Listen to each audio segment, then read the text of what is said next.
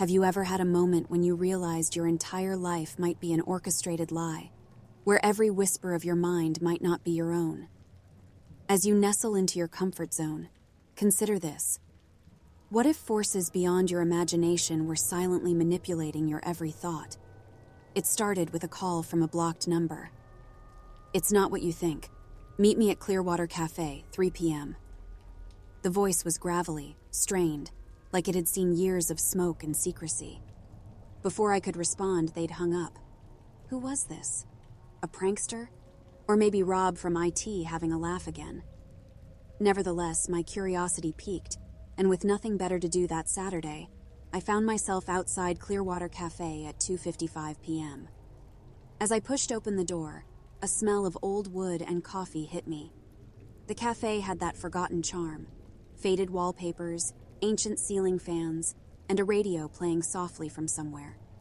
There was only one other patron, an old man in a faded jacket, reading a newspaper at a far-off table. I ordered a coffee and found a seat near the window.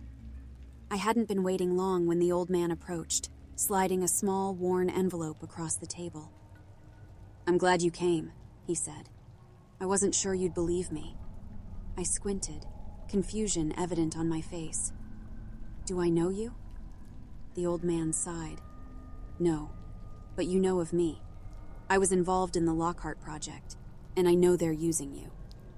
Lockhart Project? It rang a bell. Some old conspiracy theory about mind experiments and shadowy government deals, probably debunked a dozen times over. "Listen," he leaned in. "The project was real, and it never ended. They said it was about exploring human potential, pushing boundaries. But it was darker than that." Unsettled but intrigued, I opened the envelope. Inside, there were old photos, black and white, featuring groups of people, some in military uniform, some in lab coats, and others, like test subjects, their eyes blank, distant. "They tried to control minds, to direct thoughts," the man continued. "And when things went wrong, they shut it down, or so the public was led to believe." I shifted uncomfortably. "Okay, but what does this have to do with me?"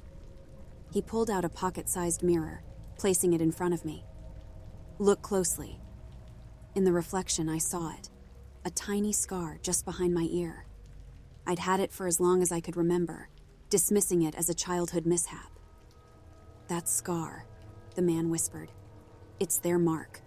You're one of the children, implanted with their devices. They're still monitoring you." This was crazy.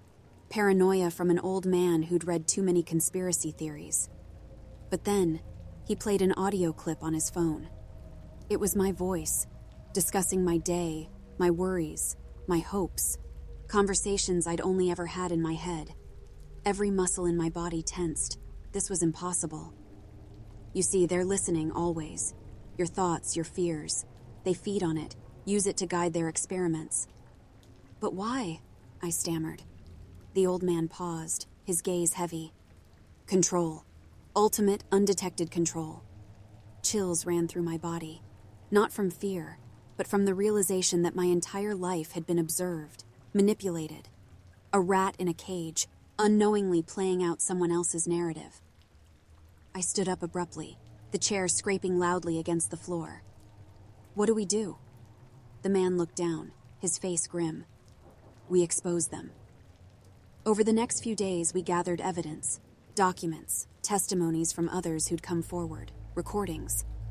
We planned to go public, to blow the whistle on the biggest conspiracy of our time. But then, things took a dark turn. I began noticing cars following me, unfamiliar faces studying me from a distance. Late-night phone calls filled with eerie silence. I tried reaching out to the old man, but his number had been disconnected.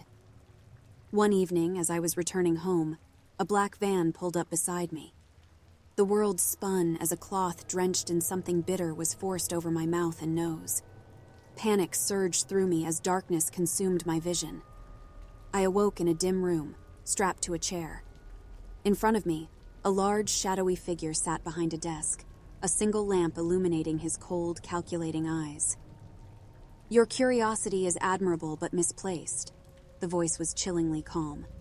The Lockhart Project was a necessary endeavor for the greater good. He circled me, a predator sizing up his prey. Now, you've become a liability. Terror gripped me. The thought of vanishing, of becoming another statistic, another urban legend was unbearable.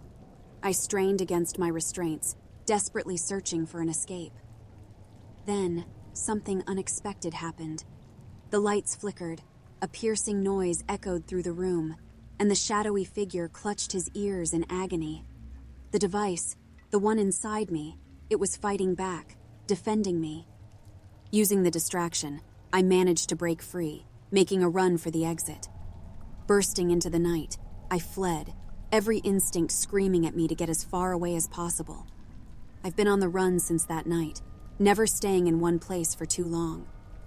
I don't know if it's the device protecting me or some latent ability they unknowingly unlocked. But one thing's for sure, the world needs to know the truth about the Lockhart Project, and I won't rest until it does. I'd like to take a brief moment to genuinely thank you for lending your ears and thoughts to today's tale. In this ever-busy world, your time and attention mean more than you might realize.